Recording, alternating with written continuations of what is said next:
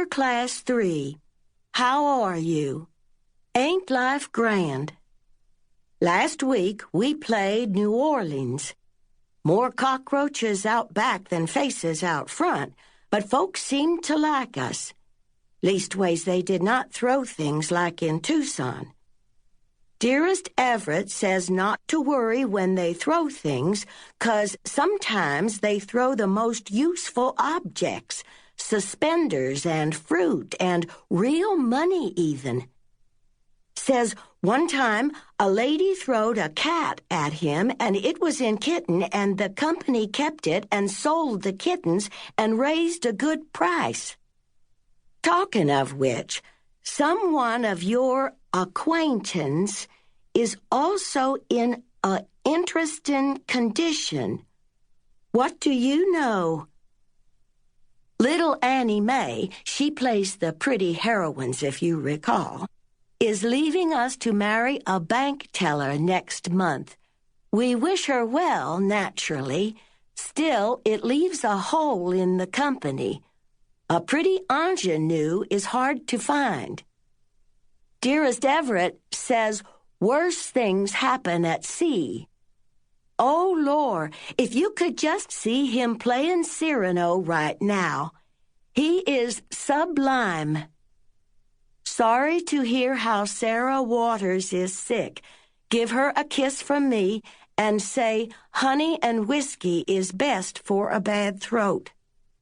Will write from St. Paul. Hope Miss May March is still making moves to improve on what God made you.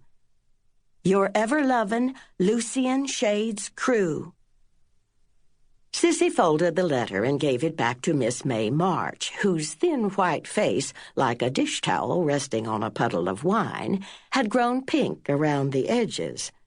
Thank you, Cecilia. You may return to your seat.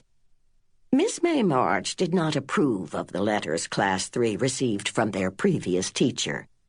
To give Miss March her due, she never actually binned them, but she did not dwell on their contents either. Talk of cockroaches and pretty ingenues and interesting conditions was not on her curriculum. 1 year earlier, Miss Loucien had taught the children the sum total of everything she knew, but she had married a traveling actor and left Olive Academy for a life in theater. Miss May March was well aware of the mark her predecessor had left on Class 3, but to her way of thinking, it was the kind of mark that should have been quickly washed away, like the soap ring around a bathtub. There was something shocking about the woman, with her chaotic handwriting and her creative spelling and her gypsy existence.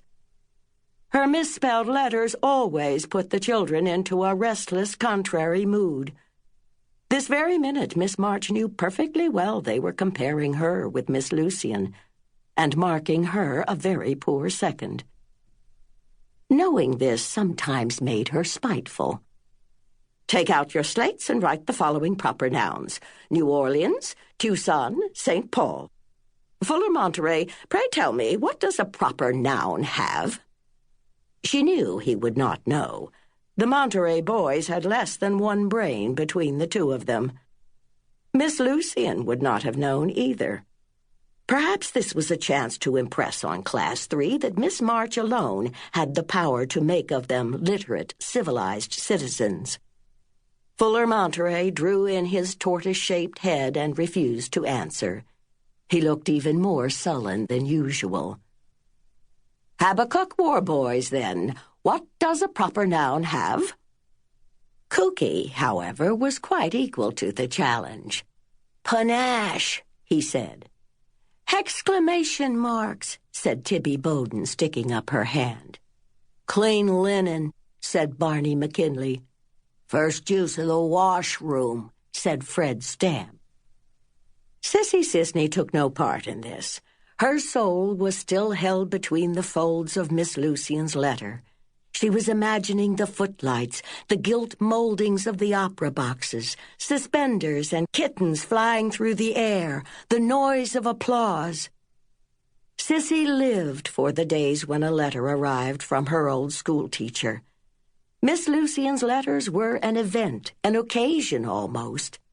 Cissy was always given the honor of reading them out loud because her reading was best. And afterward she liked to sit and savor what she had read, to imagine she was there on the road with the Bright Lights Theater Company, seeing all those charlatans and celebrities, seeing all the big cities and out-of-the-way settlements, singing for her supper. It was so long since the Bright Lights had left town that she could barely remember the pretty Annie Mae. How would the company manage without someone to play the helpless, screaming heroines? Cissy wondered if, at 12, she was old enough to audition for the job of ingenue. Perhaps she and Kookie could run away to New Orleans, wherever that was, and join the Bright Lights Theater Company and star in The Perils of Nancy and see Miss Loucien and Everett Crew again.